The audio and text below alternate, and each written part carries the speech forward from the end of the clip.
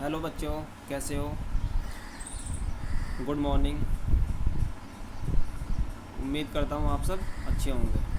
Okay बच्चों, चलिए chapter number 4 आपका स्टार्ट कर दिया हमने। It is very interesting chapter, metal and non metal. ठीक है, आगे तक काम आएगा आपको, इसलिए ध्यान से पढ़ें इस चैप्टर को। ठीक है, 10th में भी है बच्चों, ये 9th में भी है। ओके, तो कल हम क्या पढ़ रहे थे बच्चों? मेटल्स की फिजिकल प्रॉपर्टी। मेटल्स की फिजिकल प्रॉपर्टी। तो कल हमने 2 टॉपिक क्लियर कर लिए थे इसमें। फिजिकल प्रॉपर्टी में कौन कौन से? एक तो मेलेबिलिटी और एक कंडक्टिविटी। ठीक है, आज हम पढ़ेंगे डक्टिलिटी से, थर्ड पार्ट डक्टाइल।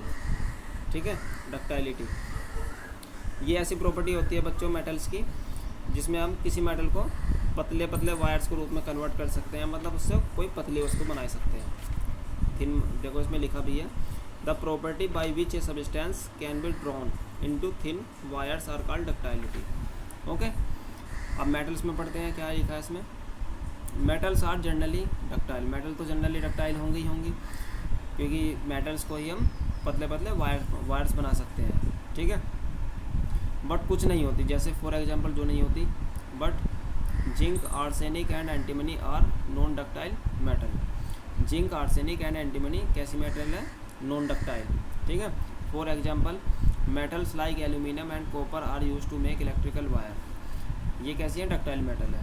कौन कौन सी? Copper and aluminium. ठीक है, अब नॉन मेटल में पहुंचते हैं, नॉन मेटल वाली टेबल में। Non metal are non ductile. Non metal non ductile होती है, क्योंकि नॉन मेटल ज़्यादातर कैसी होती है हमारी? गैसेस फॉर्म में या लिक्विड फॉर्म में। ओके, सॉलिड में नहीं होती।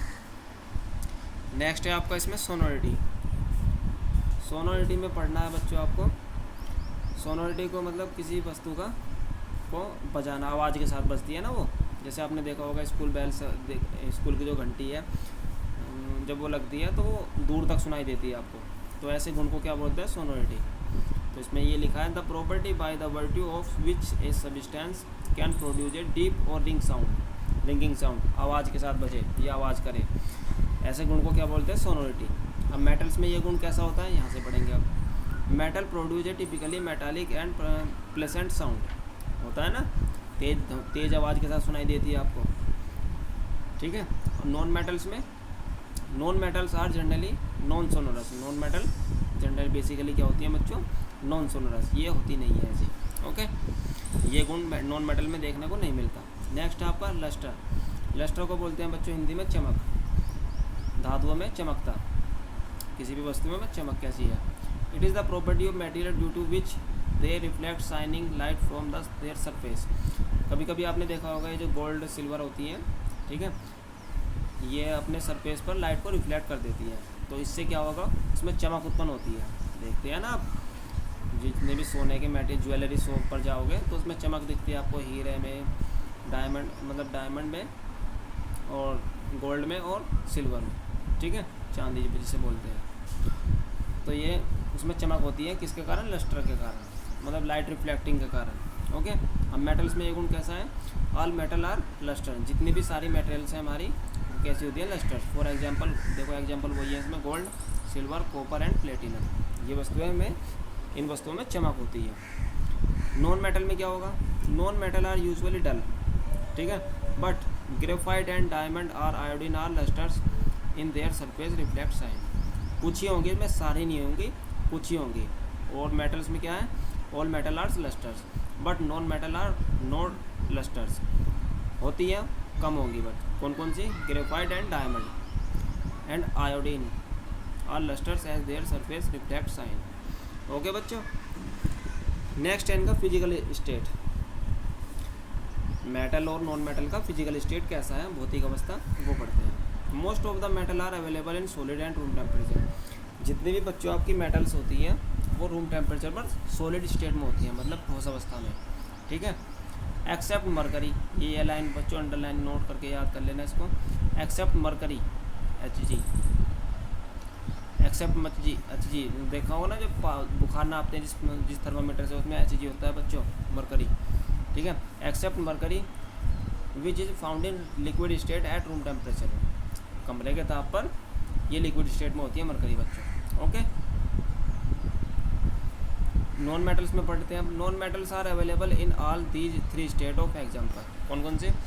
देखो किसी भी मेटल की, किसी भी मटेरियल की 3 स्टेट होती हैं, solid, liquid and gas.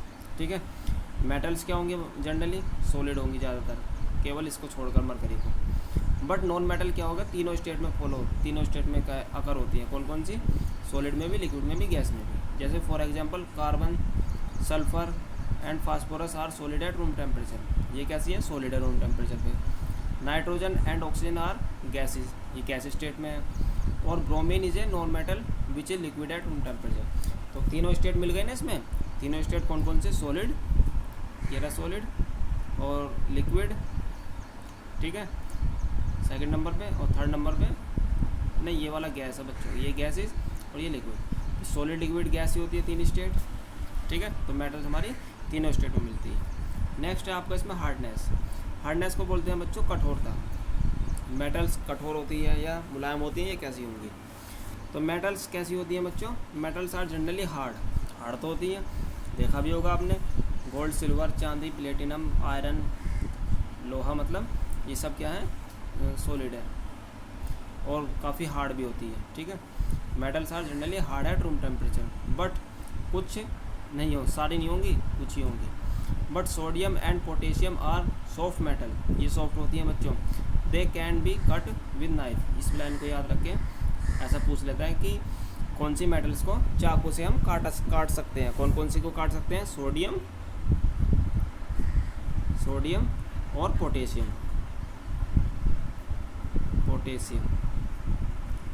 Okay बच्चों, नेक्स्ट है आपका इसमें नॉन मेटल में बढ़ते हैं। Non metal are hard as well as soft. Non metal कैसी होंगी? हार्ड भी होंगी और सॉफ्ट भी होंगी। For example diamond and coal are hard non metal, whereas sulphur and phosphorus are soft metal. ठीक है, तो इन्हें भी याद रखें। सॉफ्ट मेटल कौन कौन सी है इसमें? Soft non metal, sulphur and phosphorus, और हार्ड कौन सी है? Diamond and coal. ठीक है, डायमंड एंड कोल, कोल मतलब कोयला। ओके बच्चों, तो चलिए इसमें अब एक फैक्ट है वो पढ़ते हैं। ये इनके हमने प्रॉपर्टीज़ पढ़ ली है सारी। ओके, ये कंप्लीट हो चुका। एक फैक्ट है बच्चों इसमें डायमंड और ग्रेफाइट का, इसको याद रखें, नोट पॉइंट में डालना नहीं है, बस ऐसे याद रखना है। ठीक है, कॉपी में नहीं करना है इसको अभी। फैक्ट इनसाइड देखो, diamond and graphite are well allotrope of carbon. ये जो कार्बन है, कार्बन की कई फॉर्म में मिलता है हमें। कार्बन की बेसिकली 3 फॉर्म होती है। कौन कौन सी? एक डायमंड, एक ग्रेफाइट और एक होता है कोल, मतलब कोयला। कोयला इसमें दिया हुआ नहीं है, but diamond and graphite are well known allotrope of carbon. सबसे ज़्यादा जो फॉर्म में मिलता है डायमंड एंड ग्रेफाइट में। ठीक है, तो एलोट्रोप्स किसके हैं? ये कार्बन के। Allotropy is the quality of chemical element which is found in nature in more than 2 form. Allotrope form उसे बोलते हैं बच्चों, जो भी मटेरियल हमें मिला है वो 2 या 2 से अधिक फॉर्म में मिले हमें। ठीक है, 2 या 2 से अधिक मतलब जैसे वाइट कलर में मिल गया या ब्लैक कलर में मिल गया, 2 या 2 से अधिक फॉर्म होनी चाहिए। ओके बच्चों, carbon is able to form many allotrope का, इसलिए कार्बन को ही इस कैटेगरी में रखा गया है। कार्बन के सबसे ज़्यादा एलोट्रोप्स होते हैं।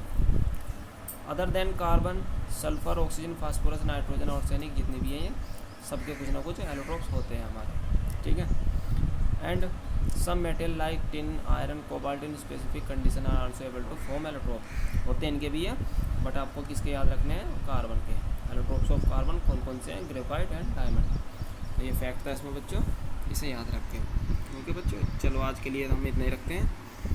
ठीक है, कल हम इसमें नेक्स्ट टॉपिक चलाएंगे। ठीक है, मेटल्स एंड नॉन मेटल्स की केमिकल प्रॉपर्टी चलेगी इसमें। ओके बच्चों, थैंक यू बच्चों।